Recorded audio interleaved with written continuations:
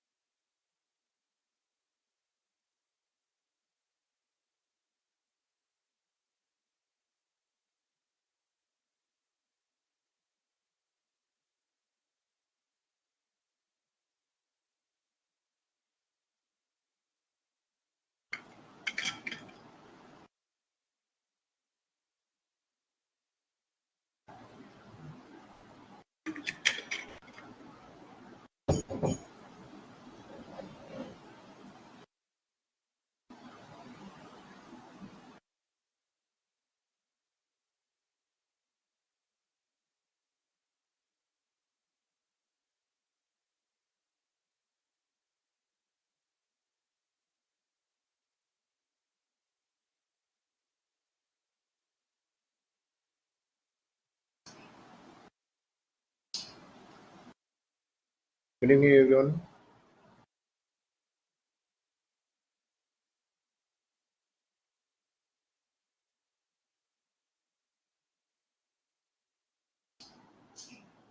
आज हम लोग रिफ्रैक्शन थ्रू प्लेन सरफेसेस में ग्लास स्लैब के बारे में बात करेंगे।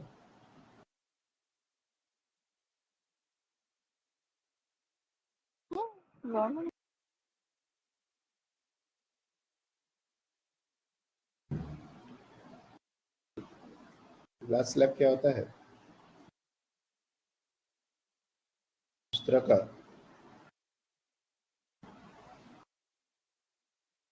एक rectangular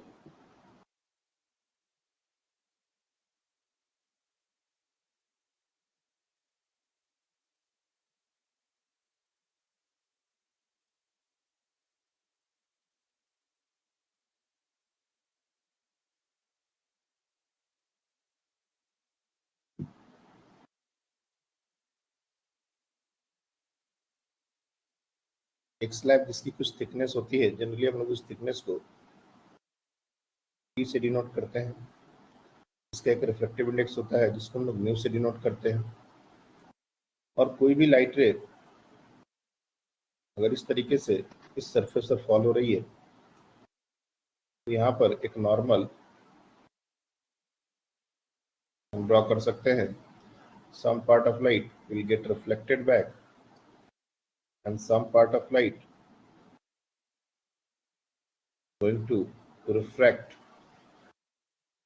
through the medium, and it will go like this, and there is another surface at bottom, and it again there is a refraction going to happen at that point.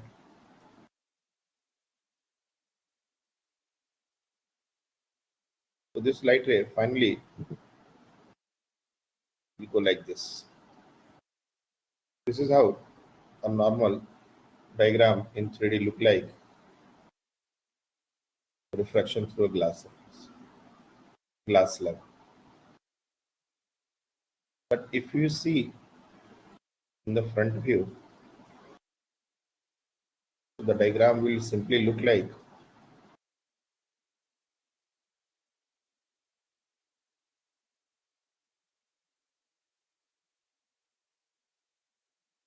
only this.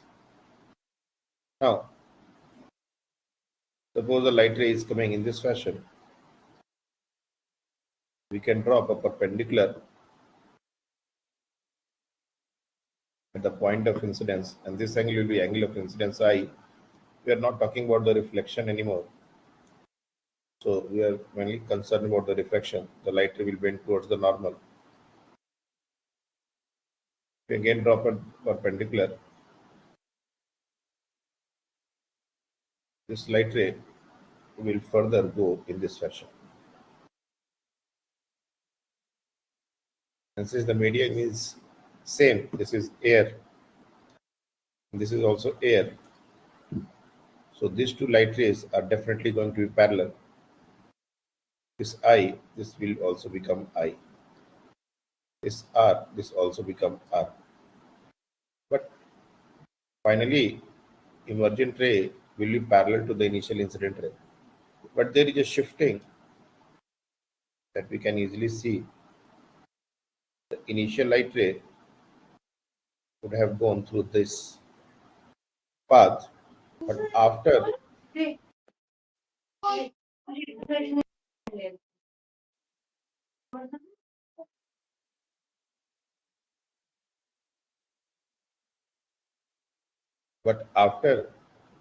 a refraction through the slab, it is getting shifted a bit.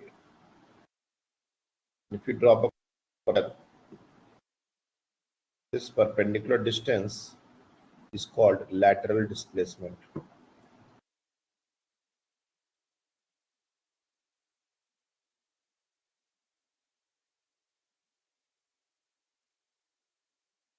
Lateral displacement. Now, if this angle is R and this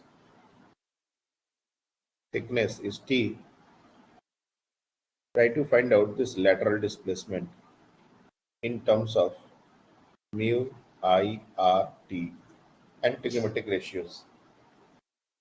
Find out the lateral displacement. Give an expression for lateral displacement.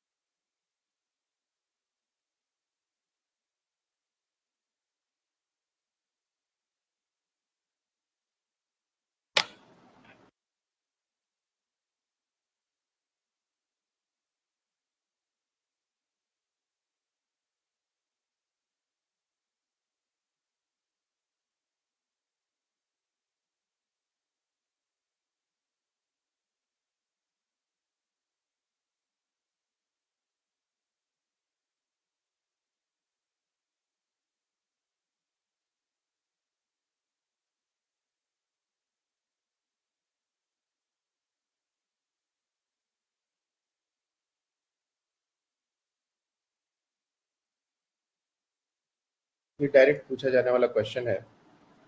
ये expression अगर हम चाहे तो derive कर सकते हैं, but it will better if you remember this. इस expression को आप याद रखिए. Lateral displacement is equals to T sin I minus R divided by cos R. तो म्यू का टर्म नहीं आएगा.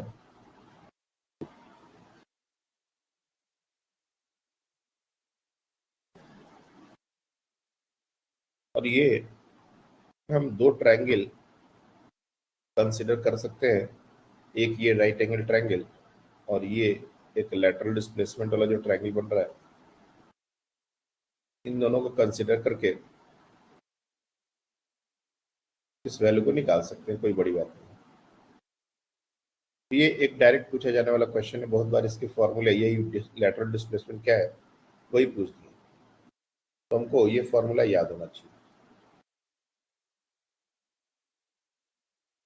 इसी टाइप और इसी वैरायटी पर एक क्वेश्चन हम लोग अभी देखने वाले हैं. A parallel beam of light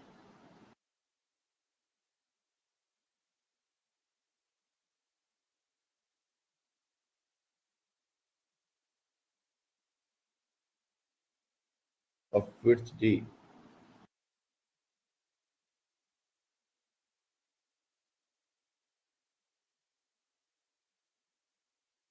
falls on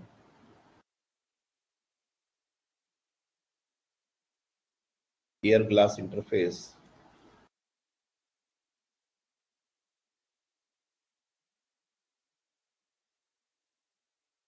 and enters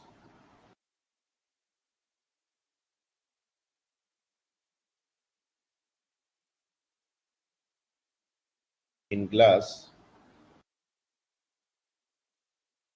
having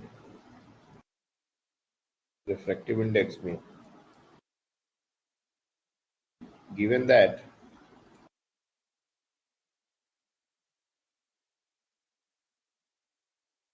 angle of incidence is phi,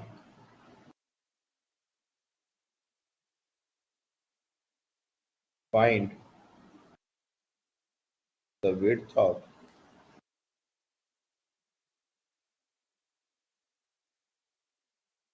beam in glass medium.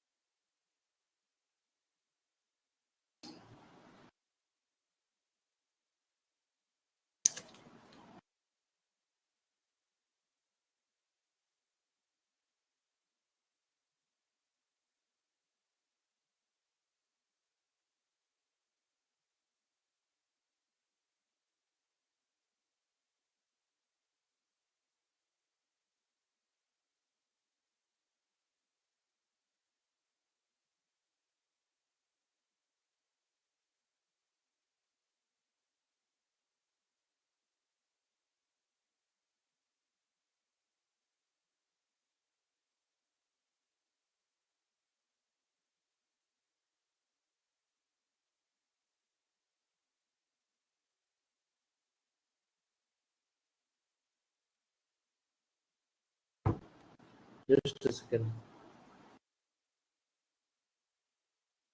Hello. हाँ बोलिए. हम्म.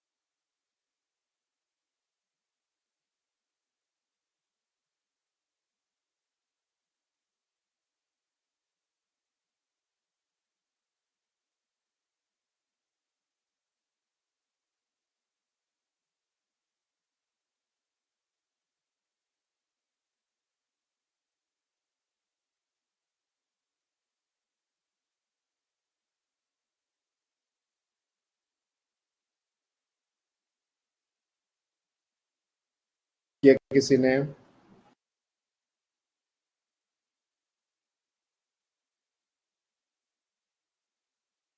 क्वेश्चन पाए क्वेश्चन?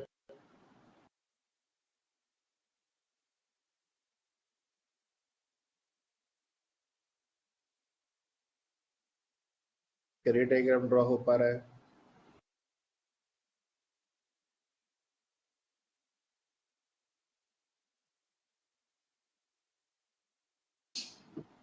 हमारा एक इंटरफेस है, इसके ऊपर एयर है और इसके नीचे ग्लास है, और एक लाइट रे कुछ इस तरीके से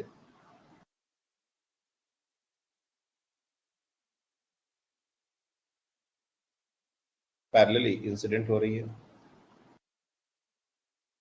ये पैरेलल लाइट रे है, और parallel beam of light of width d। अब d क्या हम लोग इस लेंथ को लेंगे? ये जो लेंथ यहाँ पर वो दिख रहा है, इसका नाम मैं देता हूँ कुछ देर के लिए ए बी। तो क्या ए बी हमारा डी है या कुछ और? What is the width D? ये डी क्या है? परपेंडिकुलर डिस्टेंस दोनों के बीच। ये चीज हमको समझना पड़ेगा कि इनके बीच का जो सेपरेशन है ए बी, वो डी नहीं है। D is something else. D is this. अगर हम इसके ऊपर एक परपेंडिकुलर ड्रॉप कर दें, दिस इज द विड्थ, इसका वैल्यू दिया गया डी। ना इसके बाद का रे डायग्राम कैसा होगा? वी कैन इजिली ड्रॉ, और एंगल दोनों जगह पर, फॉर एग्जांपल यहाँ पर एक नॉर्मल ड्रॉ कर दिया जाए और यहाँ पर एक नॉर्मल ड्रॉ कर दिया जाए, दोनों जगह एंगल्स तो हमारे सेम ही बनने वाले हैं। ये एंगल दे दिया गया है फाई। अब इसके बाद जो लाइट रेज जाएंगी उसका भी विड्थ अपने को निकाल ही सकते हैं। सिमिलर अप्रोच ट्राई कीजिए। बहुत हद तक ये जो डेरिवेशन है उसी से पैरेलल ये क्वेश्चन है।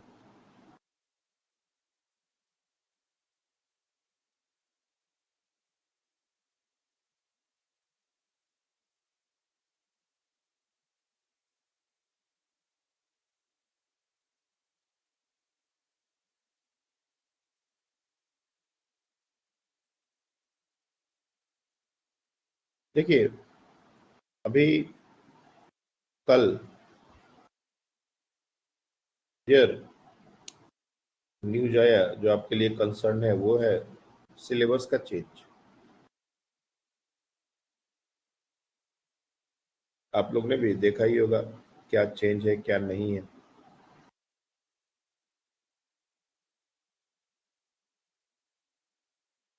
मेरा सिर्फ इतना कहना है, ऑलरेडी 11 तो हमने पढ़ा दिया as far as the physics is concern. बाकी भी लगभग सिमिलर तरीके से समझ सकते हो। आप लोग के साथ जो भी सब्जेक्ट की बात हो, बॉटनी खत्म हो चुका है, जूलॉजी भी ऑलमोस्ट खत्म हो चुका होगा, केमिस्ट्री भी खत्म होने के कगार पर है, और फिजिक्स हम लोग ऑप्टिक्स कर रहे हैं। इसके बाद मॉडर्न फिजिक्स ही बचता है। तो कोई भी चेंज अगर मान लो हुआ है तो कायदे से अगर हमारी पढ़ाई में कहीं डिस्टरबेंस या कुछ चेंजेस का पॉसिबिलिटी है, वो अपकमिंग टॉपिक्स में है। जो चीजें पढ़ा के हमने खत्म कर दी, उसमें अगर चेंज हुआ भी है और नहीं भी हुआ है तो क्या फर्क पड़ता है? कुछ नहीं। ऐसा कुछ भी नहीं है जो ऐड हुआ और जो पढ़ाया नहीं गया। देयर इज नथिंग कि जो सिलेबस है ऐड हुआ है और उसके बारे में बातें नहीं की गई है, पढ़ाया नहीं गया है, उसके बारे में क्वेश्चन नहीं किया गया, वो सब ऑलरेडी किया हुआ है। रिड्यूस चीजें ज्यादा होगी।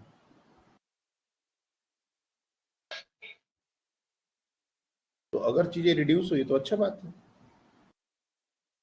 लेकिन उसके बारे में अभी से बॉदर होने का कोई मतलब नहीं बनता है मेरे ख्याल से।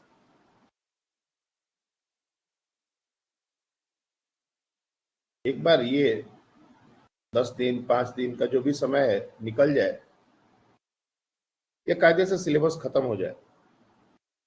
अब जो अपकमिंग टॉपिक्स हैं, टीचर खुद ही इस बात का केयर करेगा कि उसमें कौन सा टॉपिक नहीं पढ़ा। तो जो टॉपिक निकल गए हैं वो पढ़ा ही नहीं जाएंगे, और जो हमने पढ़ा है उसको तो कोई हटा भी नहीं सकता। रिवीजन के टाइम पर तुम इतना कर सकते हो कि भाई ये इस बार निकल चुका है तो उसको हटा दो, इसको हम रिवाइज ना करें, इतना किया जा सकता है। और क्या चेंज करोगे? सबसे बड़ा जो इफेक्ट अगर इस चेंज को लेके होना चाहिए वो 11th वाले बच्चों को होना चाहिए। 11th रहा है, 12 आने वाला है पूरा, वो लोग थोड़ा को नहीं समझ आता कि उनके लिए कोई कंसर्न का बात है। अगर कुछ एक्स्ट्रा चीजें हैं जो नहीं पढ़ाई गई हैं वो ऐड हो गया तो ये एक कंसर्न हो सकता है। बट हमने देखा है जितनी चीजें ऐड हुई हैं या जो भी चीजें थी उसमें सब्ट्रैक्शन ज्यादा है, एडिशन बहुत कम, ना के बराबर। तो एक तरीके से हमारा सिलेबस और छोटा हो गया। सेमीकंडक्टर्स में ट्रांजिस्टर पढ़ना ही नहीं है, एक्सरेज एटम में पढ़ना ही नहीं है।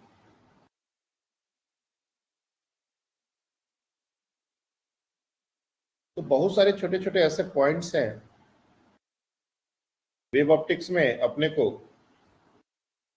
स्कैटरिंग ऑफ लाइट, ये सारी चीजें पढ़नी ही नहीं।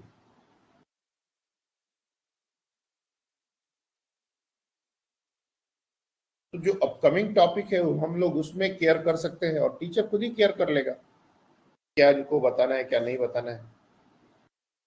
और जो हमने पढ़ लिया है उसमें क्या कर सकते हैं? कुछ नहीं कर सकते। रिवीजन के टाइम पर बस नहीं करेंगे रिवीजन उसका, अगर ऐसा लगता है कि इस बार नहीं आएगा तो, नहीं तो कर लेंगे। इसलिए सिलेबस के चेंज को कोई भी बहुत ज्यादा हम लोग उसको वैल्यू देने का कुछ, अभी एग्जाम में 6 महीने से भी ज्यादा ही है। मई के फर्स्ट वीक में भी एग्जाम होता है तो 6 महीने से भी ज्यादा है। अभी अक्टूबर चल रहा है, नवंबर दिसंबर पूरा 7 महीने, एंड हम लोग का सिलेबस हार्डली नवंबर तक खत्म हो जाने का। वर्स्ट के सिनेरियो नवंबर पूरा लगेगा, नहीं तो मुझे लगता है जिस तरीके से उन्होंने रिड्यूस किया है, दीपावली के दिन ही या दीपावली के एक दिन पहले ही सिलेबस खत्म हो जाए।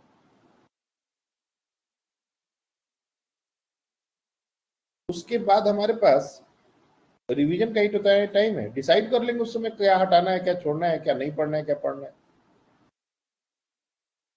अभी इस केओस में अपने आप को उलझाना, ये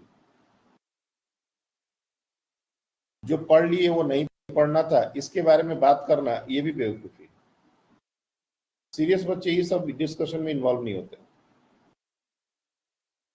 और जिन बच्चों को कुछ नहीं पढ़ना, कुछ नहीं करना, सबसे ज्यादा कंसर्न वही दिखाते हैं।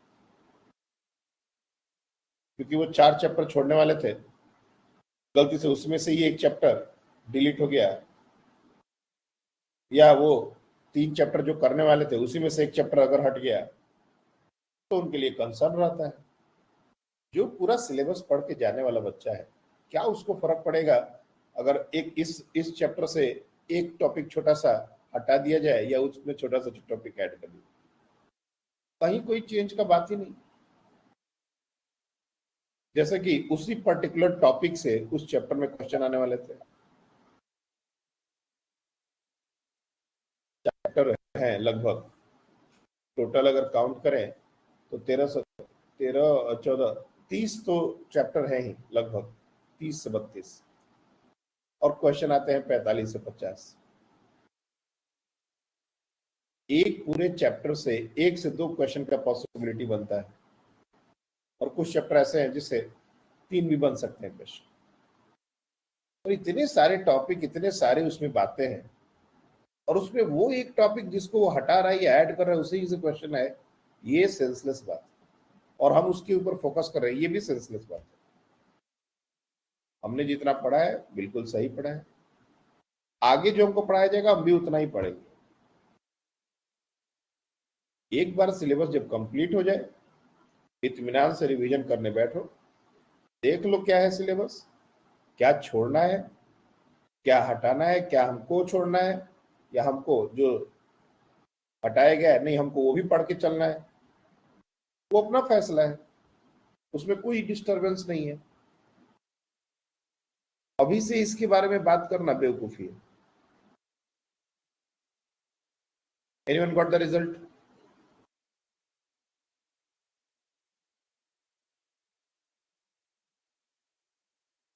ओके, हाँ बताइए। mu d upon cos phi under root mu d upon cos phi cos pi, अच्छा phi, phi under root mu square plus sin phi square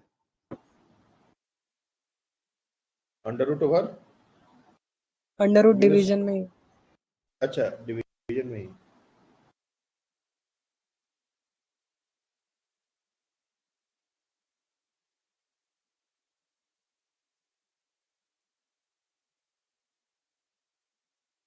mu square plus sin phi minus square plus square phi या sine phi का square, sin square phi okay let's see. एक जन का ये answer है। सबसे पहले यहाँ पर एक रिफ्रैक्टेड बीम का डायग्राम इस तरीके से बनाना पड़ेगा, और एक्चुअली जो विड्थ की बात हम लोग कर रहे हैं वो ये विड्थ है।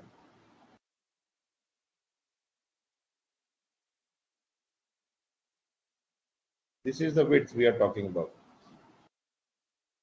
और ये विड्थ अगर हम यहाँ पर रियलाइज करें तो ये यहां से अगर एक परपेंडिकुलर ड्रॉप किया जाए,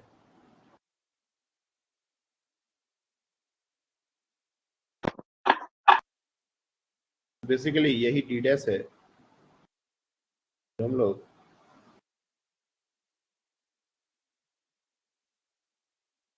निकालना चाहते हैं। अब एंगल्स थोड़ा सा ध्यान से देखना पड़ेगा। ये एंगल आर है अपना, और स्नेल्स लॉ हम लगा सकते हैं, that is 1 into sine of phi is equal to mu into sine of r. ये हमारा एक रिलेशन है। Sine phi is equal to mu sine are.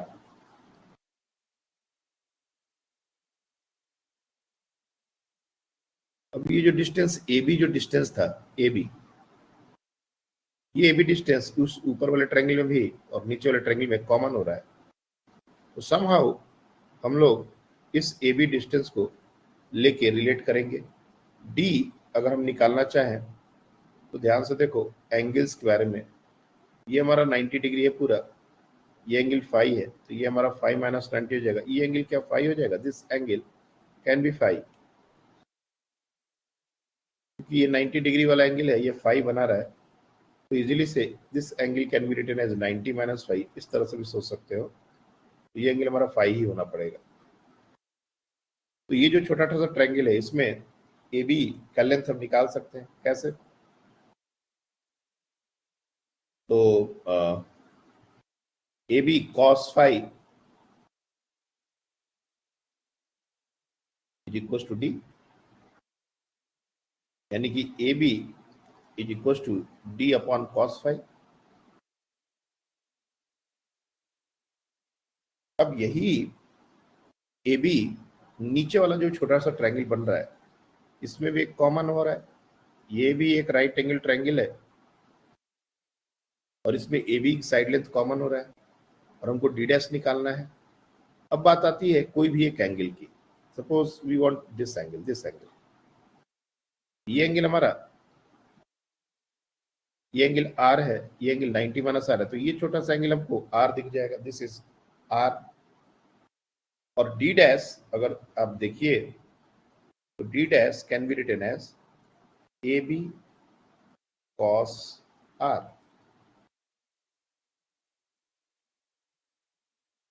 A B already हमने निकाला हुआ है, so we can simply write D cos r upon cos phi. ये हमारा डी डैश का वैल्यू आ गया जो निकालना है, but r was not given, r को हमको सब्स्टिट्यूट करना होगा, तो समहाउ इस रिजल्ट को यूज करना पड़ेगा।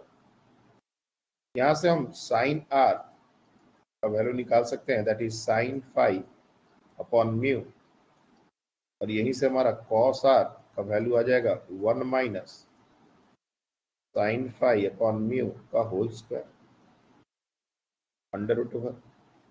और इस कॉस आर को इसमें सब्स्टिट्यूट कर देंगे तो जो फाइनल एक्सप्रेशन हमारा बचेगा d dash, that is the width of the emergent beam और beam in the glass, is equal to d by cos phi into under root over 1 minus sine square phi upon mu square.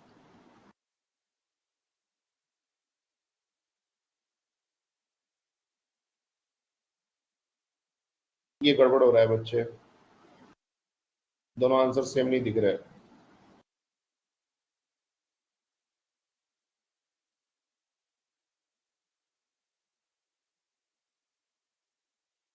This is the answer.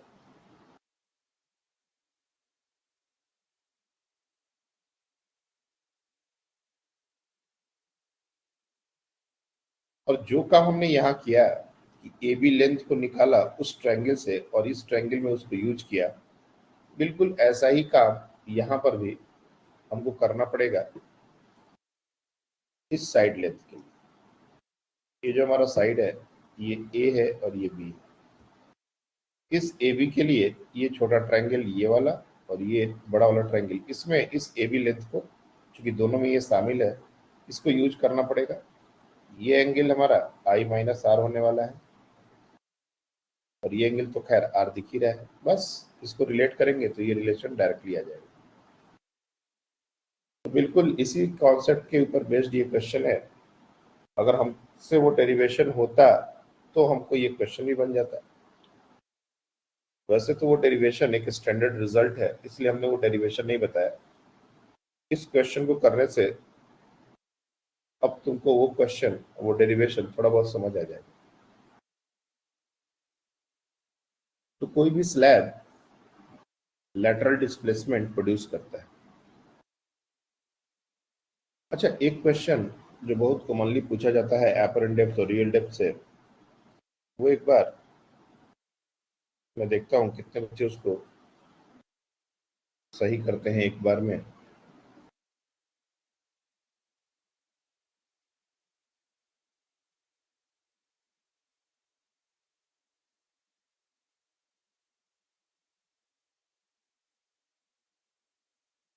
In a vessel, question लिखिए apparent depth और real depth जो हमने पिछले class में बताया है उसके ऊपर बेस्ड ये क्वेश्चन है। In a vessel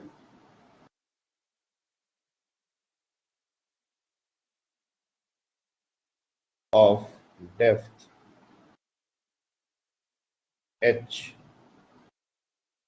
up to what height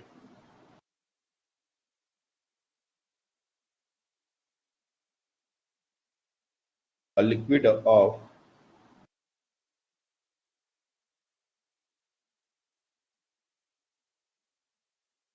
refractive index 3/2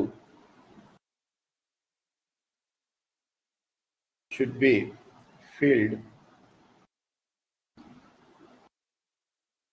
so that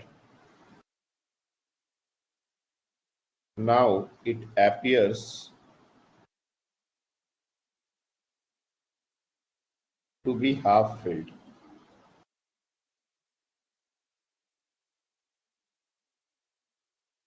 If viewed from top,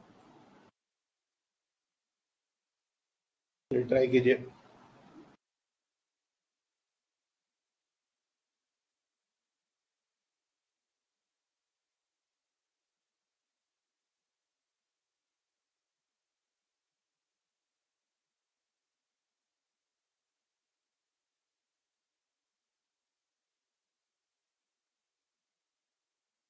wave motion class 11 का टॉपिक तुम लोग को याद है थोड़ा बहुत?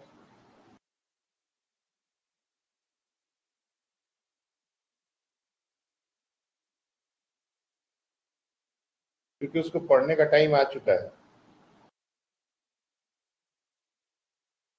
अगला जो चैप्टर है हमारा वेव ऑप्टिक्स, उसमें उसका बहुत ज्यादा यूज होने वाला है। तो कभी भी टाइम निकाल के उसमें इंटरफेरेंस ये आप लोग जरूर पढ़ लीजिए, और कुछ नहीं पढ़ना, इंटरफेरेंस जरूर उसमें पढ़ना चाहिए। और दूसरी बात, reflection of wave from fixed and और फ्री एंड, ये चीज हमने सिखाया था, याद पड़ रहा है किसी को? Reflection of a wave from a fixed end, from a free end, और दोनों में एक बेसिक फर्क होता है। जब फ्री एंड से वेव रिफ्लेक्ट होके आता है उसमें, और जब फ्री एंड से फिक्स्ड एंड से रिफ्लेक्ट होके आता है उसमें, there is a basic change in the wave form.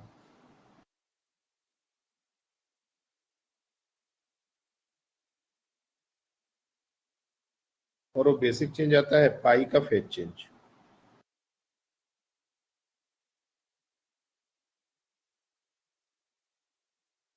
और उसको हमने वहां पर rare to denser, denser to rare, इस तरीके से बताया था। ये सारा डिस्कशन क्लास 11 के वेव मोशन टॉपिक के अंदर ऑलरेडी किया हुआ है। एक बार उसको जरूर देख लेना क्योंकि इसकी जरूरत पड़ने वाली है।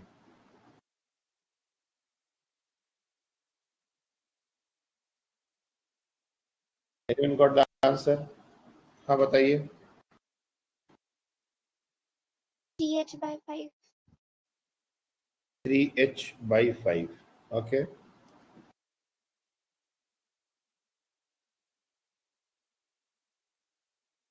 बाय द वे, अभी एक नया ऑप्शन आया है जो बच्चे बोलते नहीं है उनके लिए।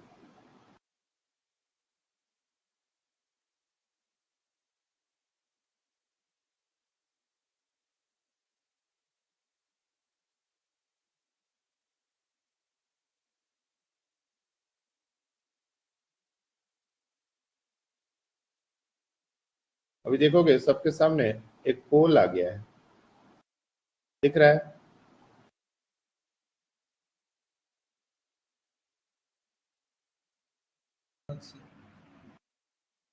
यू कैन सिंपली आंसर, और ये मेरे को पता चल जाएगा किसने आंसर दिया है। Is a kind of pole.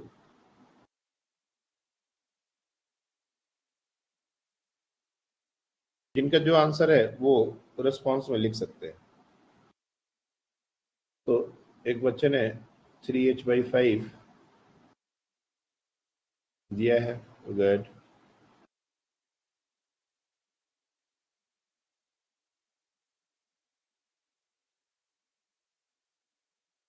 Three H by five लिए तुमने एक्स्ट्रा वर्ड लिख दिए, इसलिए वो एक अलग आंसर काउंट कर रहा है। सिर्फ आंसर लिखे होते तो उसको एक ही आंसर काउंट करता।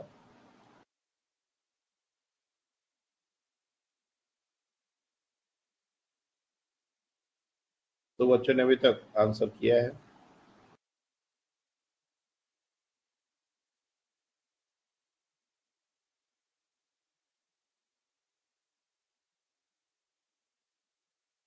ये सही है। आंसर पोस्ट करने का बहुत सारे बच्चे माइक की वजह से नहीं बोल पाते और चैट में उनको लिखना पड़ता है। यहाँ पर डायरेक्टली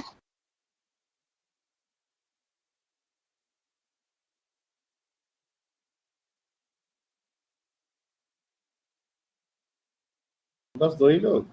ओके 3h/5। खुशी का भी आंसर है। गुड। खुशी ऐसे कुछ नहीं बोलती, देखो अभी उसने आंसर कर दिया।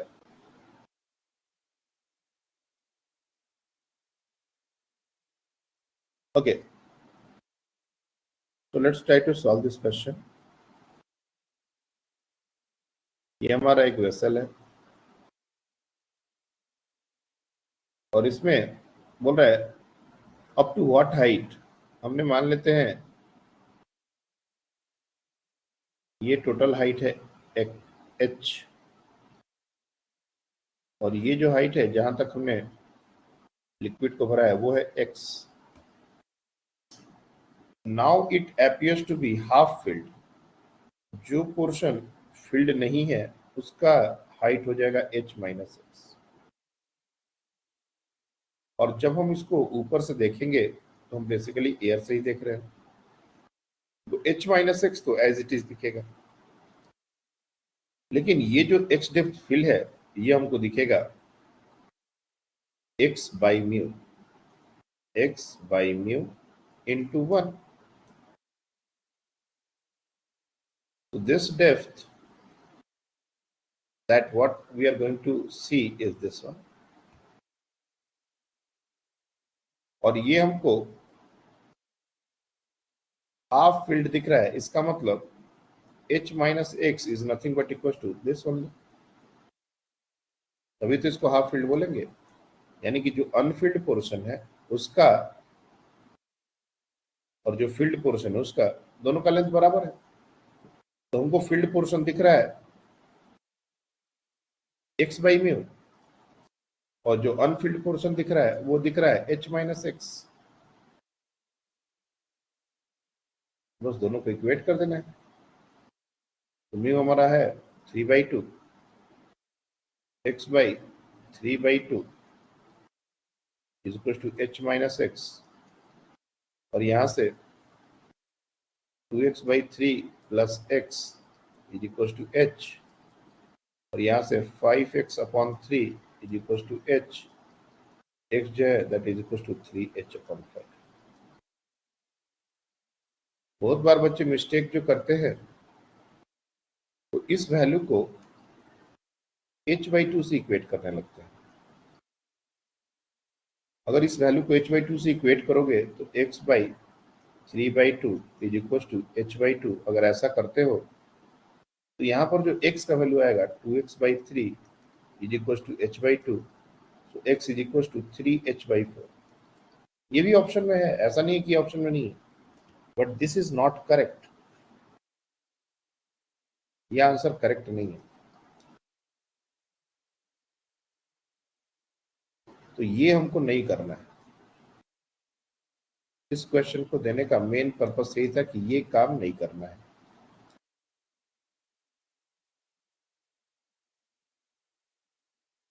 संयोग से जितने बच्चों ने आंसर दिया था सब लोग का आंसर सेम ही आ रहा था। That is very good. अब एक स्लैब का मेन पर्पस क्या है? जैसे अगर इस स्लैब को हम लोग एक ऑब्जेक्ट के सामने रख दें,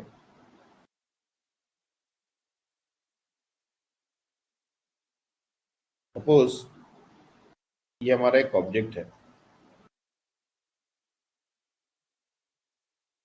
और इस ऑब्जेक्ट को हम लोग इस साइड से देख रहे हैं। ये डिस्टेंस हमने ले लिया कुछ x1, ये हमने कुछ डिस्टेंस ले लिया x2, और जहां से हम देख रहे हैं ये डिस्टेंस हमने लिख लिया x3, और ये हमारा है mu. We can easily see कि हमको ऑब्जेक्ट, ये जो ऑब्जेक्ट है वो कितनी दूर दिखेगा। तो x1 और x3 ये दोनों एयर में ही है, तो x1 और x3 तो h3 दिखेगा। एक्चुअल डिस्टेंस अगर देखा जाए तो ये हो जाएगा x1 plus x2 plus x3, no doubt about it. Apparent distance ये हो जाएगा x1 प्लस x2 ये एक्चुअली दिखेगा x2 अपॉन म्यू इंटू 1 करने की जरूरत नहीं थी वैसे x3। तो दोनों में जो फर्क है जिसको बोलते हैं हम लोग शिफ्ट, ऑब्वियस बात है ये जो डिस्टेंस है वो कम हो गया, यानी कि हमको ये थोड़ा नजदीक दिखेगा, ये जो ऑब्जेक्ट यहाँ पर ना दिखे हमको यहाँ दिखेगा, क्योंकि एपरेंट डिस्टेंस जो है वो एक्चुअल डिस्टेंस से कम हो गया है। x2 is less than x2 by mu, sorry x2 is greater than x2 by mu. तो जो शिफ्टिंग है इसको बोलते हैं हम लोग शिफ्ट। जो शिफ्टिंग है वो क्या हो जाएगा, माइनस करके देखेंगे तो x2 minus x2 by mu यही आएगा, और इसको हम लोग कॉमन करके 1 माइनस 1 बाई म्यू ये लिख सकते हैं। और ये x2 जो है वो स्लैब की थिकनेस थी, तो एक स्टैंडर्ड रिजल्ट की तरह अगर हम थिकनेस के स्लैब के बारे में बात करते, अगर हम इस रिजल्ट को जनरलाइज करें तो एक ग्लास स्लैब कोई भी ऑब्जेक्ट को एक शिफ्ट प्रोवाइड करता है। अगर इसकी थिकनेस टी है और अगर इसका रिफ्रैक्टिव इंडेक्स म्यू है तो a glass slab provide a shift to the object and that shift is equals to t1 minus 1 by mu। इसको अगर रे डायग्राम से भी समझना हो तो हम एक रे डायग्राम बना सकते हैं।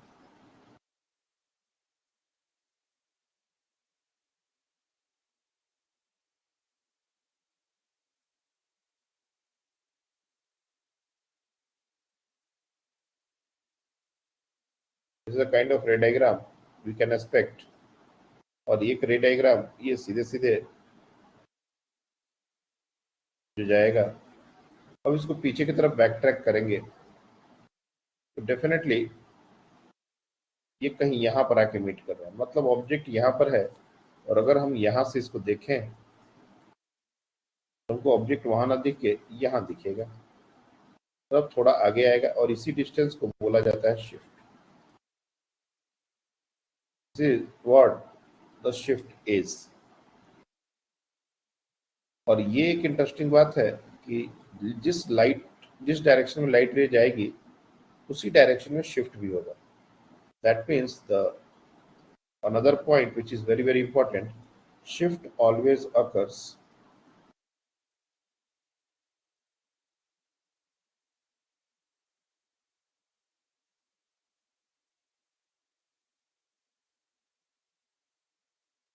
in the direction of ray।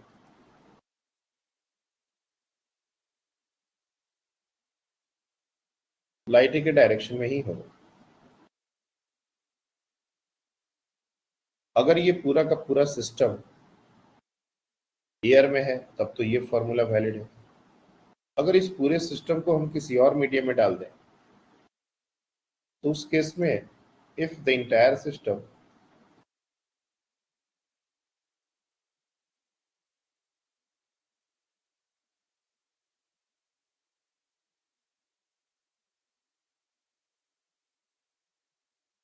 is placed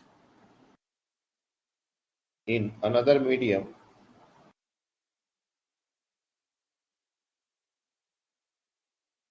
then एक ही चेंज करना है, ये जो म्यू है उसको म्यू रिलेटिव से रिप्लेस करना है। Replace mu by mu relative. और म्यू रिलेटिव क्या होगा, म्यू रिलेटिव हमारा होगा refractive index of slab divided by refractive index of surrounding medium. इस मीडियम में हमने इस पूरी चीज को रख दिया है, इन दोनों का रिलेटिव रिफ्रैक्टिव इंडेक्स निकाल के और उसी फॉर्मूले में डालना होगा, फिर हमको कुछ एक्स्ट्रा करने की जरूरत नहीं है। कभी भी कोई क्वेश्चन हमारा आता है, this is very much similar to G effective. ये जो म्यू रिलेटिव हम निकालते हैं ये हमारे जी इफेक्टिव की तरह ही होता है। जब भी कोई किसी क्वेश्चन में मीडियम को सराउंडिंग में चेंज कर दिया जाए तो जहां जहां उस फॉर्मूले में म्यू है उस फॉर्मूले को म्यू रिलेटिव से रिप्लेस करना होता है और ये हमेशा से ऊपर रहेगा। जो हमारा पुराना मीडियम पूरा जो ऑब्जेक्ट था, मतलब ग्लास स्लैब लेंस जो भी, और मीडियम का रिफ्रैक्टिव इंडेक्स से उसको डिवाइड करना होता है। मीडियम का रिफ्रैक्टिव इंडेक्स हमेशा डिनोमिनेटर में ही होगा म्यू रिलेटिव निकालने में। तो ये चीज एक कॉमन कॉन्सेप्ट है क्योंकि बहुत जगह कैरी फॉरवर्ड होने वाला है, ये चीज अपने को याद रखनी है। अब अगर किसी पर एक क्वेश्चन हम इस तरह का फॉर्म कर दें कि एक ग्लास स्लैब है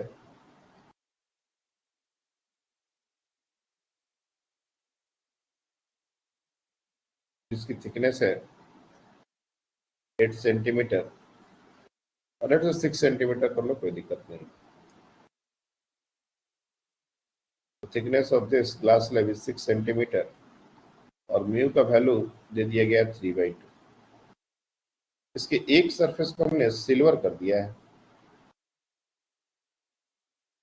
this surface is silvered,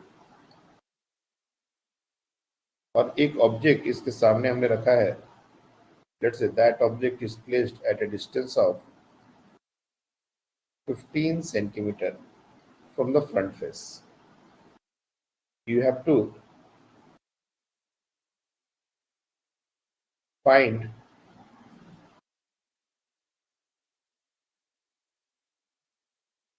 the distance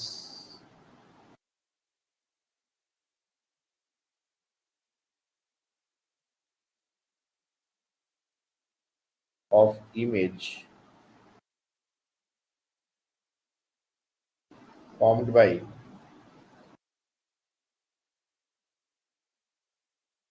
final image formed by the system from silvered surface.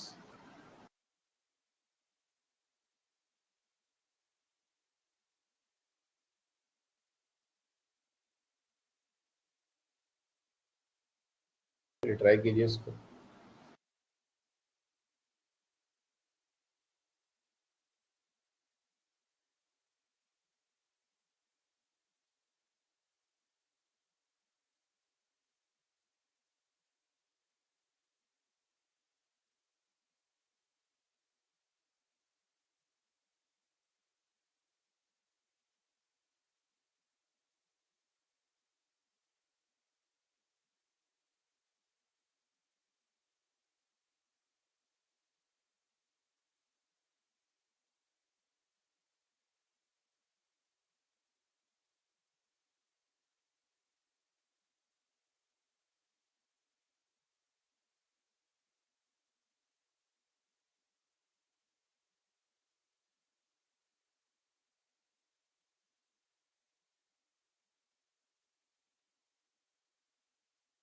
चलो फिर से नया पोल बना देते हैं।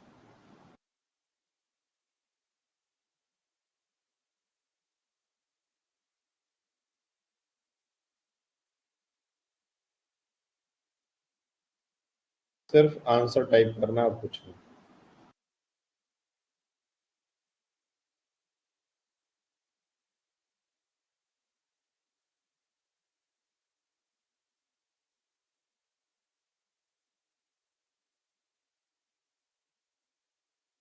ओके, एक बच्चे ने आंसर दिया 19।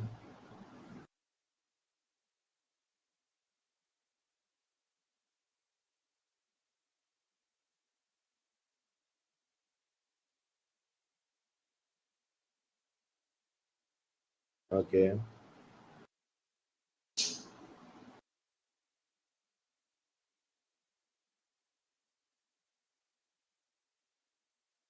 दो बच्चे का आंसर आ गया अभी तक।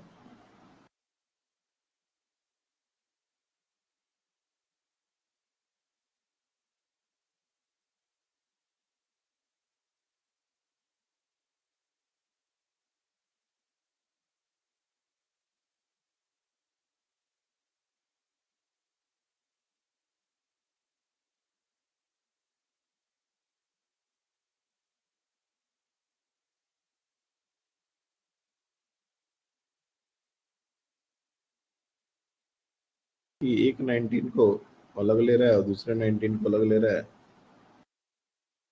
सारे बच्चों के आंसर 19 ही आ रहे हैं। And the interesting part is 19 is wrong answer.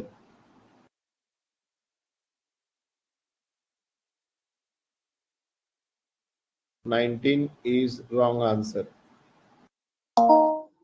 28.5 है। 28.5 28.5 नहीं, ये भी रॉन्ग है।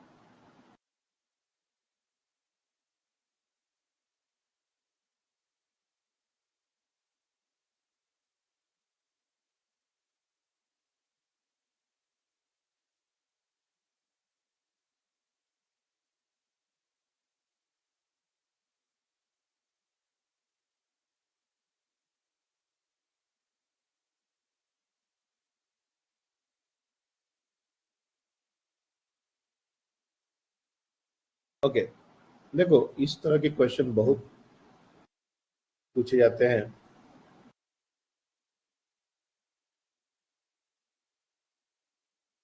और इसमें जो हम पहले एक्सप्लेन करेंगे और बताएंगे आंसर, सबसे पहले तो इसका एक फॉर्मूला याद कर लो। पता नहीं बहुत बार बच्चे इसका एक्सप्लेनेशन मिस कर जाते हैं, इसलिए इसका फॉर्मूला मैं पहले ही दे देता हूँ। मोस्ट ऑफ द टाइम ये जो डिस्टेंस है वो सिल्वर्ड सरफेस से ही पूछा जाता है। सबसे पहले सिल्वर्ड सरफेस से एक्चुअल डिस्टेंस कितना है ये निकालेंगे हम लोग, जो कि 21 सेंटीमीटर है।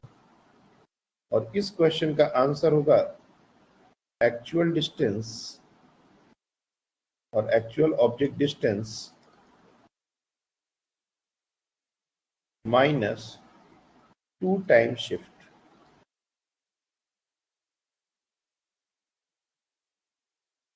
इस सिचुएशन में ये जो ग्लास स्लैब है, इसका अगर शिफ्ट आप निकालोगे ये 2 सेंटीमीटर आएगा। तो कायदे से 21 माइनस 2 इंटू 2 आंसर आना चाहिए 17 सेंटीमीटर। अब बहुत बच्चों के दिमाग में ये बात आती है कि सर ये 2 बार शिफ्ट क्यों माइनस किया। तो इसका आंसर रे डायग्राम में है।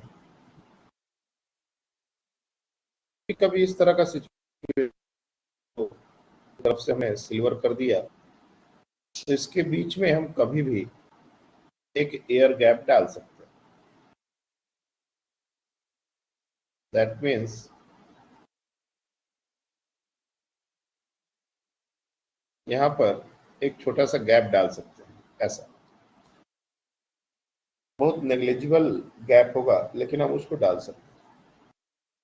There is no difference between this diagram and this diagram, but फिर भी इतना कम गैप से बात समझ नहीं आएगी। अपने को थोड़ा गैप बढ़ाना पड़ेगा ताकि जो एग्जैक्ट चीजें हो रही हैं वो समझ में आए। हम लोग ने मिरर को थोड़ा दूर करके रख दिया।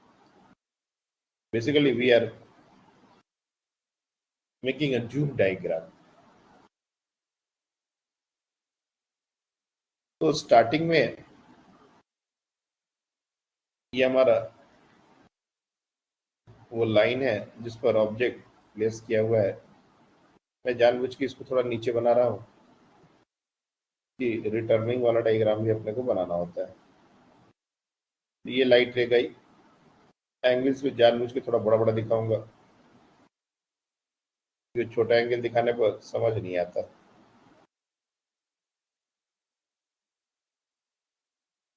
इस तरीके से ऑब्जेक्ट है ये हमको यहाँ दिख रही है, और यही वो 2 सेंटीमीटर शिफ्ट है। तो अगर ऑब्जेक्ट यहाँ दिखेगा, हमारा वो है दिस इज ओ डैश, तो this distance is basically the actual और apparent object distance for the mirror, और इतने ही पर इमेज बनना पड़ेगा। तो यहाँ पर ये इमेज बन जाता है, लेकिन ये इमेज फाइनल इमेज नहीं है। ये जब लाइट रे यहाँ से रिफ्लेक्ट होगी फिर से इसको एक बार मिरर को क्रॉस करना पड़ेगा। इसको अगर हम एक्सटेंड करें और इसको एक्सटेंड करें, इस पॉइंट पर मीट करेंगी और यहाँ पर एक टेम्पररी इमेज बन रहा है, बट ये फाइनल इमेज नहीं है। तो फाइनल इमेज के लिए क्या करना पड़ेगा, एक और रिफ्रैक्शन।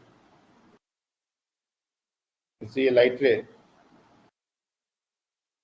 नॉर्मल की तरफ बेंड होगी,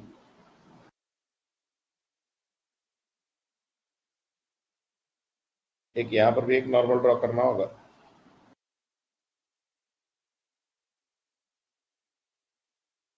वेट, थोड़ा सा इसको बड़ा बनाओ।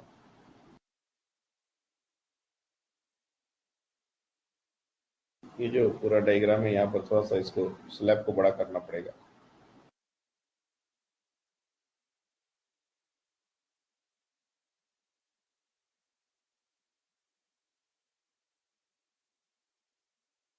तो लाइट रे ये नॉर्मल से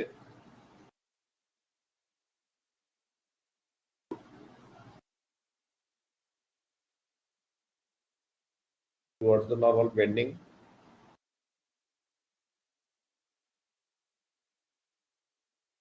और फिर इसके बाद एक नॉर्मल और यहाँ पर ड्रॉ होगा, और इसके बाद away from the normal bending.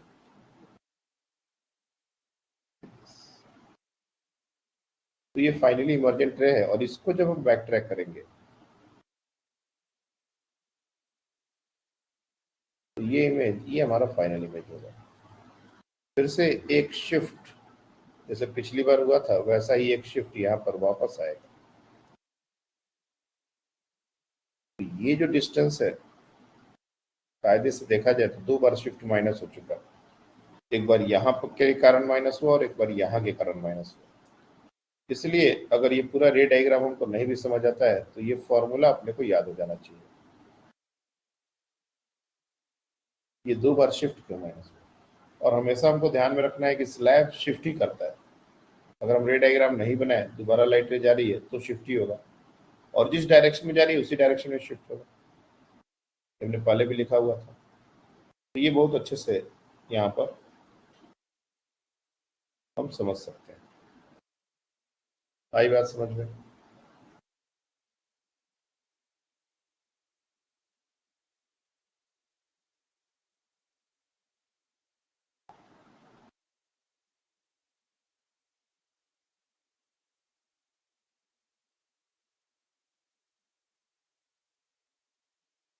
इसी पर एक और क्वेश्चन है।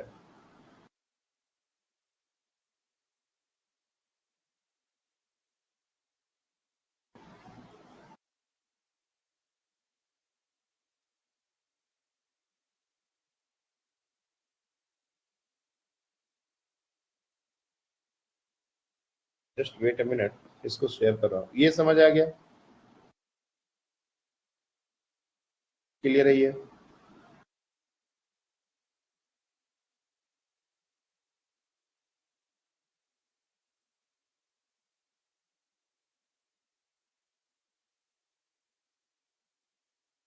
Give me a minute.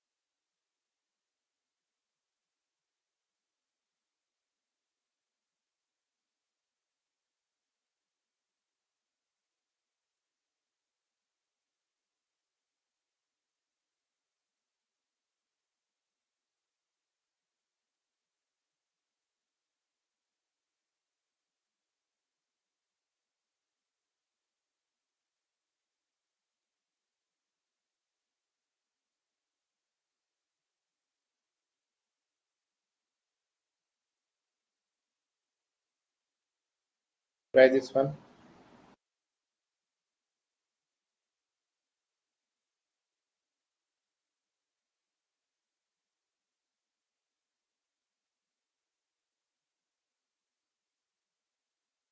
तो अपने को पोजीशन एंड नेचर दोनों बताना है।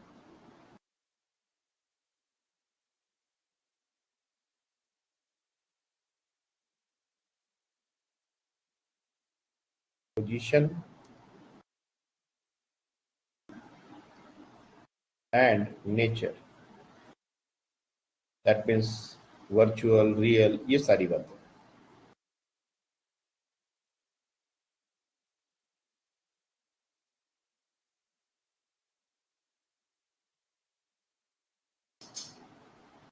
सर 5 सेंटीमीटर और 20 ऑब्जेक्ट डिस्टेंस दिया है ना। हाँ, नहीं ऑब्जेक्ट डिस्टेंस नहीं है, ये एक्स का वैल्यू है। एक्स मतलब position of the slab from the पोल।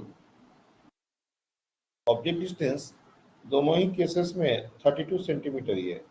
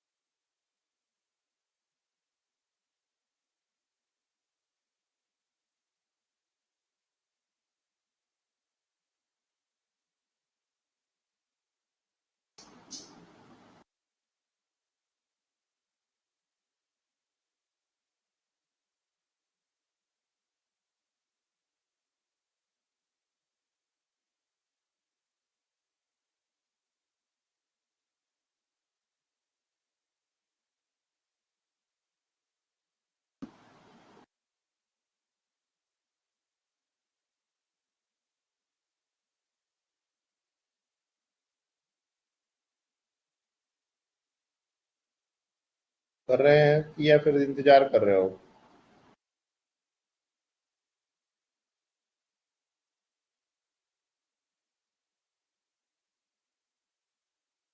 एक तो बात तय है कि मिरर और ऑब्जेक्ट के बीच में हमारा स्लैब है, और स्लैब का काम ही होता है शिफ्ट प्रोवाइड करना। तो सबसे पहले हम लोग शिफ्ट निकाल लेंगे, क्योंकि डेटा बिल्कुल सेम है पिछले मिरर का। अगर तुम देखोगे स्लैब तो वो 6 सेंटीमीटर 3/2 2 सेंटीमीटर आ जाएगा। यानी कि एपरेंट ऑब्जेक्ट डिस्टेंस ये हमारा 32 - 2 विद साइन अगर लें तो -30 सेंटीमीटर, और एफ -10 सेंटीमीटर ये भी दिया गया है। We can easily find out v, uf divide by u minus f। -30 -10 -30 + 10 ये हो जाएगा 300 -20 -15 सेंटीमीटर। और द प्रॉब्लम इज कि ये फाइनल आंसर नहीं हो सकता। अब जैसे पहला क्वेश्चन है 5 सेंटीमीटर पर स्लैब, सर यानी कि हाँ सर उसमें ऑब्जेक्ट डिस्टेंस के लिए मतलब शिफ्ट की बात नहीं करेंगे, मतलब 2 बार शिफ्ट की बात नहीं करेंगे, सिर्फ इमेज की बात करेंगे। वेट,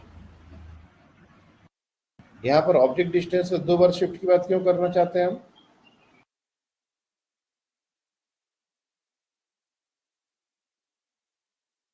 ठीक है, हाँ इमेज। ये जो 15 सेंटीमीटर है ये हमारा फाइनल इमेज नहीं है, this is not our final image, क्योंकि इसको स्लैब से भी गुजरना है, चाहे स्लैब कहीं पर भी प्लेस्ड हो, इधर इट इज एज 5 सेंटीमीटर और 20 सेंटीमीटर, डजंट मैटर।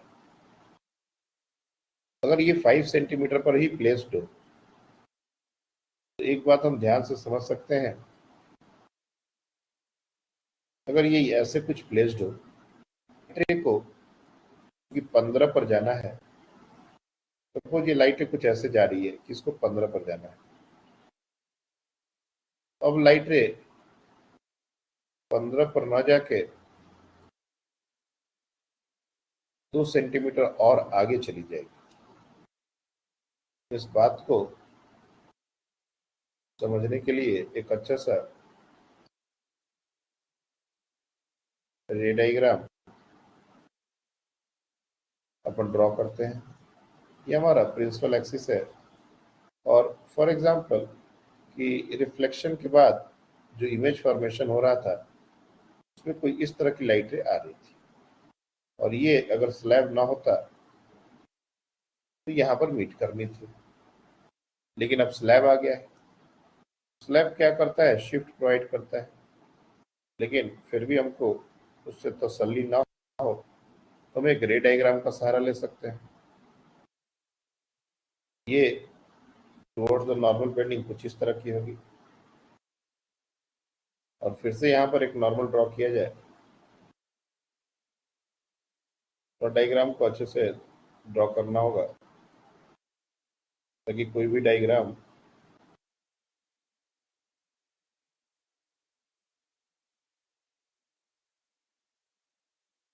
यहाँ पर उसको थोड़ा ही बेंड कराओ, ज़्यादा बेंड कराओगे तो दिक्कत होगा।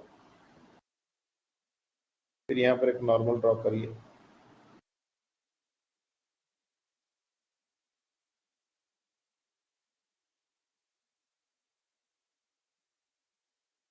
अवे फ्रॉम द नॉर्मल ये जाएंगी, और ये जहां पर जाना था उससे आगे जाएगी,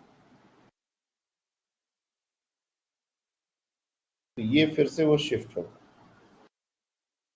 और स्लैब का काम ये शिफ्ट प्रोवाइड करना। हम 4 बार इसका रे डायग्राम बना दें तो बात बदल नहीं जाएगी, और ये शिफ्ट हमेशा इन द डायरेक्शन ऑफ रे होगा, ये हमको बार बार रियलाइज करना पड़ेगा।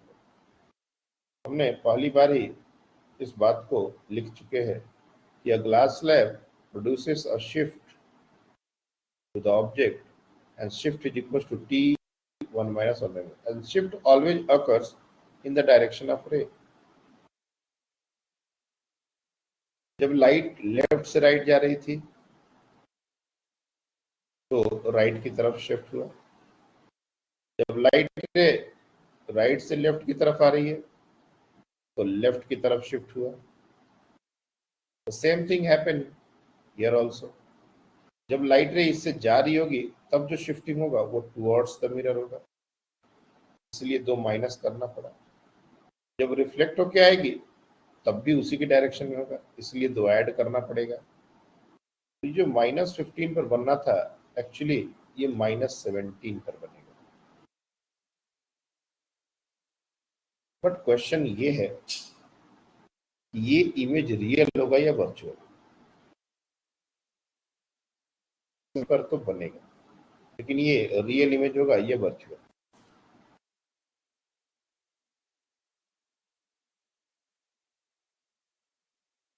तो हम इस यहाँ पर बहुत आसानी से देख सकते हैं कि यहाँ पर एक्चुअल इंटरसेक्शन दिख रहा है अपने को। ये जो प्रिंसिपल एक्सिस हमने बनाया है, एक लाइट है तो वापस इसी रास्ते से आ रही होगी, ये यहाँ पर एक्चुअल इंटरसेक्शन, रिफ्लेक्शन के बाद लाइट यहाँ पर एक्चुअली इंटरसेक्ट कर, तो ये पॉइंट जो है एक्चुअल इंटरसेक्शन होने की वजह से रियल इमेज बनेगा। तो जब हमारा स्लैब 5 सेंटीमीटर पर है तो final image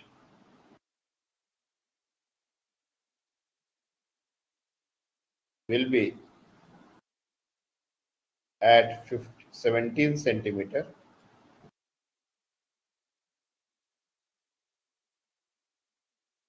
from mirror and real. Second वाला सोचिए, what about the second one? जब वो 20 सेंटीमीटर के डिस्टेंस पर होगा तब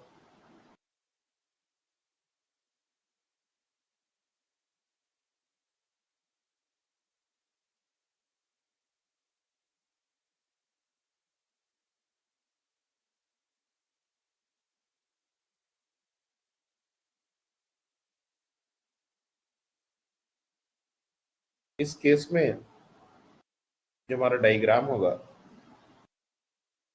कि इमेज 15 पर ही बन रहा है,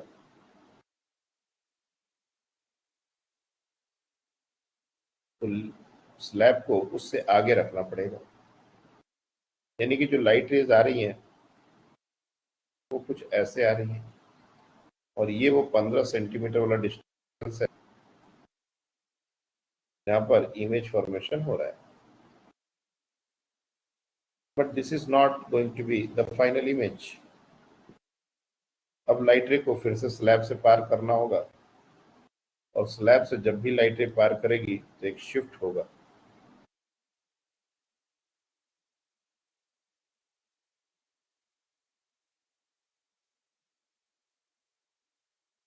And that shift will be again in the direction of ray. तो हमको जो दिखेगा या जो फाइनल इमेज बनेगा वो ये हो और ये शिफ्ट फिर से 2 सेंटीमीटर का ही हो, क्योंकि ये स्लैब हमेशा 2 ही सेंटीमीटर का ही शिफ्ट देगा। तो इसका भी आंसर वही होगा, final image will be at 17 centimeter from mirror, but virtual, क्योंकि अब ये लाइट रे और ये लाइट रे कभी मीट नहीं कर सकती, हमको इसको डॉटेड करके पीछे मीट कराना पड़ा, इसलिए जो फाइनल इमेज है वो इस केस में वर्चुअल हो गया और इस केस में फाइनल इमेज हमारा रियल हो गया। यही सबसे इंटरेस्टिंग पार्ट था क्वेश्चन। बाकी स्लैब से जब लाइट रे पार होगी 2 सेंटीमीटर का in the direction of light रे शिफ्ट होगा, ये सबको पता है, इसमें कोई नयापन नहीं। भाई बात समझ में?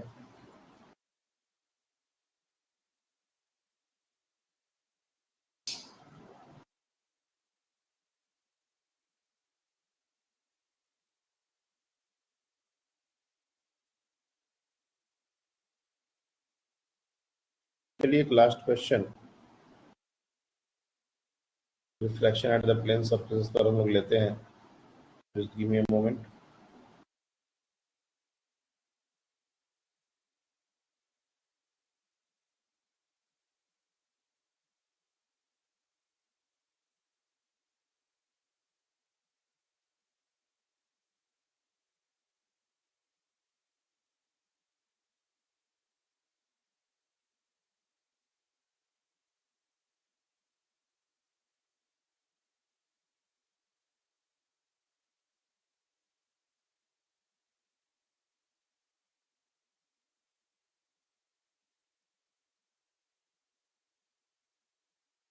ट्राई कीजिए this one.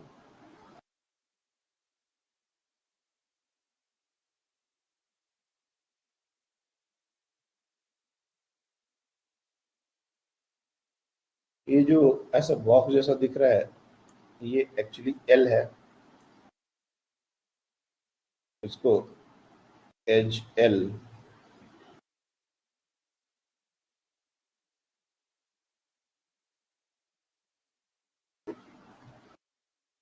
that is also a very famous question, बहुत बार एग्जाम में आया हुआ क्वेश्चन है ये।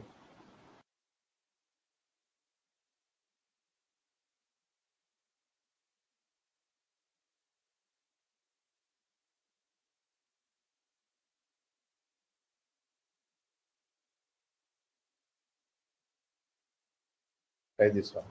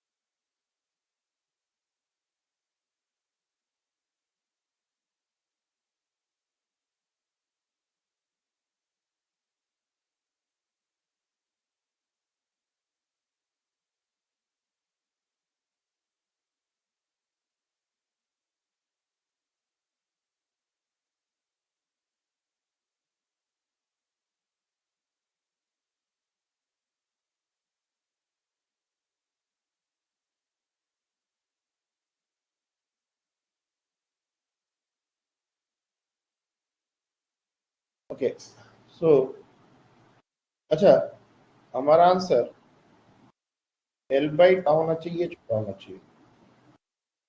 ओके, आंसर हमारे पास आ गया है। बताइए क्या आंसर है? 2। 2 L के टर्म्स में होगा ना? एक minute sir. Answer should be in terms of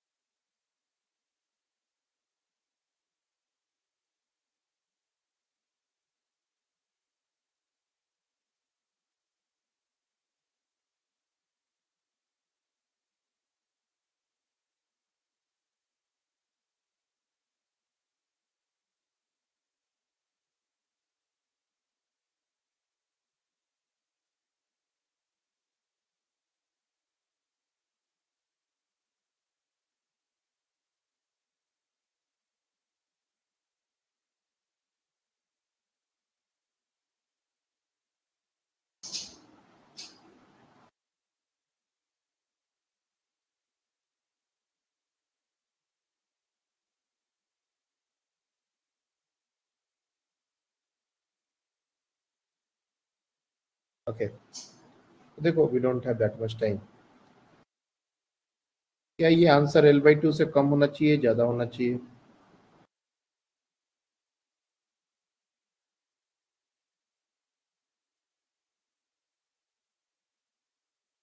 इस तरह से अगर हमने लिक्विड का लेवल बनाया और ये हमारा इस पॉइंट पर नॉर्मल है, तो सेंटर पर अगर कोई इंसेक्ट है, उसका लाइट ऐसे जाना चाहिए और वापस यही पाथ फॉलो करना चाहिए, तभी हमको ये दिखेगा। दिस इज हाउ द रे डायग्राम शुड लुक लाइक। अगर कोई इंसेक्ट सेंटर पर पड़ा है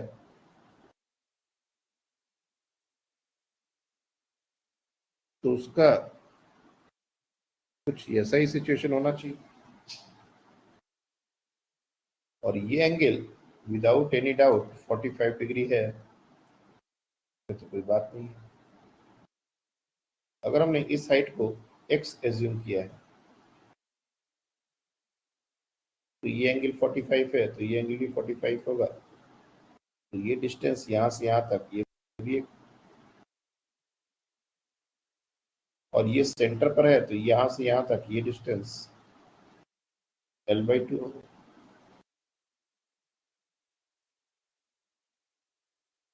अब अगर यहाँ इसको नीचे तक ड्रॉ करें, ये लेंथ है r, और यहाँ से यहाँ तक ये डिस्टेंस है x। तो अगर स्नेल्स लॉ लगाएंगे, mu into sine of r is equals to 1 into sine of I which is 45 degree. Mu का वैल्यू है √5/2 into sine r is equals to 1/√2। यहाँ से sine r you can easily figure out, √2 तो cancel out है, sine r हमारा 1/√5, ये sign r का value, और ये डिस्टेंस x है, और साइन r अगर अपने को पता है तो ये डिस्टेंस हम इजीली निकाल सकते हैं, which is x minus l/2। अगर tan r हम निकालना चाहें इस छोटे से ट्रायंगल में, ये जो छोटा सा डिस्टेंस हमको दिख रहा है, दिस डिस्टेंस लेट से कुछ देर के लिए इसका एक नाम दे देते हैं, ये नाम ले लो y, ये हो जाएगा y/x। तो y जो होगा वो tan x tan r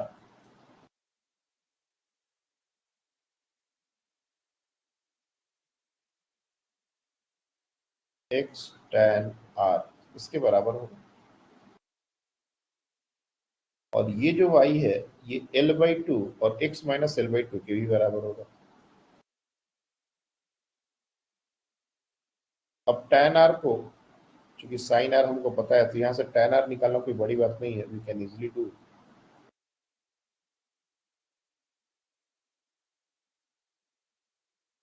यहाँ से अगर माइनस करेंगे तो ये आ जाएगा 2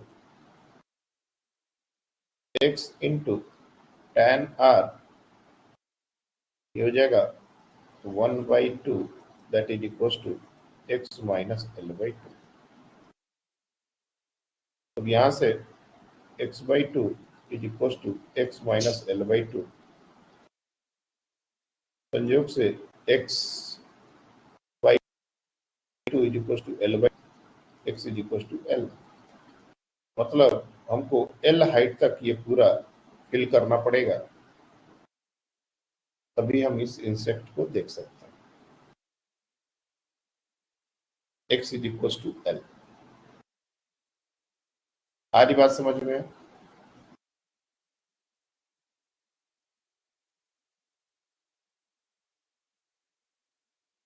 ऐसा एक क्वेश्चन IIT में भी आ चुका है बहुत पहले।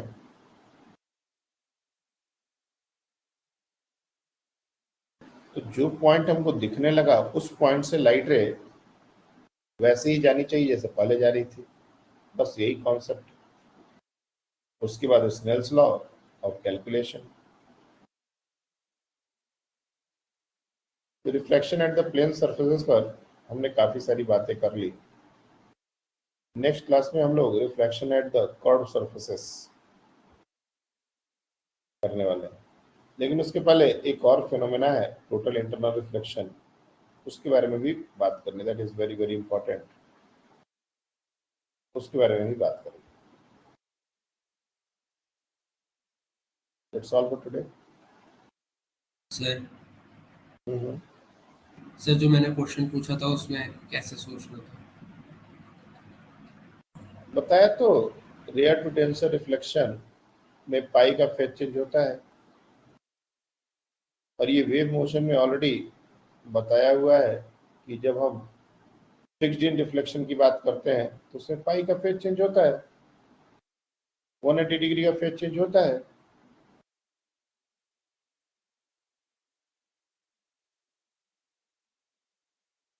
ये तो लिखवाया हुआ है ये चीज, वेव मोशन में तुम जाके देखोगे तो ये दिख जाएगा बहुत अच्छे से।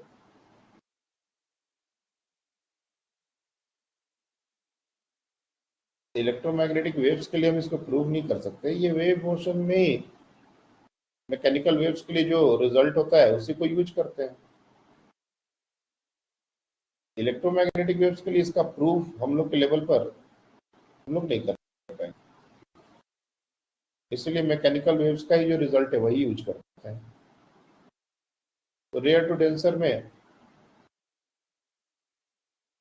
जब लाइट रे जारी होती है तभी ये फेज चेंज होता है, डेंसर टू रेयर में फेज चेंज नहीं होता।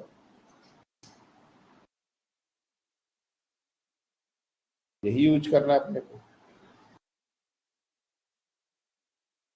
ठीक है ना? हाँ सर।